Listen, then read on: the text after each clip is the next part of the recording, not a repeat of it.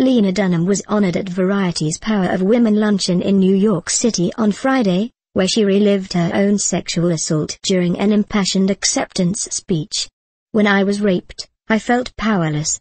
I felt my value had been determined by someone else, someone who sent me the message that my body was not my own and my choices were meaningless," said Dunham, who was honored for her work with GEMS, an organization that works to empower girls who fell into human trafficking. "It took years to recognize my personal worth was not tied to my assault. The voices telling me I deserved this were phantoms, they were liars."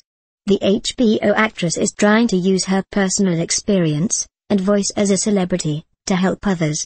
"As a feminist and as a sexual assault survivor, my ultimate goal is to use my experience, my platform, and yes, my privilege, to reverse stigma and give voice to other survivors," she said. Dunham also spoke of the stigma surrounding human trafficking victims and how there needs to be a shift in awareness and education.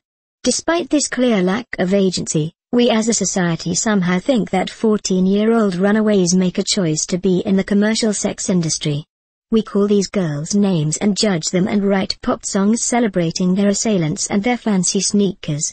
We think that locking them up will help them make better choices. We look at youth in the commercial sex industry in America as willing participants in their own victimization, ignoring the disenfranchisement that comes with being poor, from being a child, from being a girl of color, from being a homeless LGBT youth, from being a kid in foster care," the girl's creator said.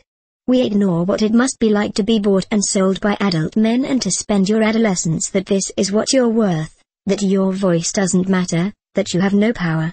The actress first opened up about her sexual assault in her book, Not That Kind of Girl.